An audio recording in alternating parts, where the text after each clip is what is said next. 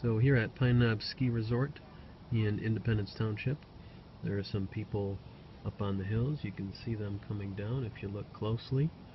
Right now it's snowing a little bit, not heavily, but it's turning into sleet as it's hitting the ground. But it's been okay today. No backups on the roads, but here at Pine Knob Hill, looks like some people are enjoying a day off or just a day on the hill.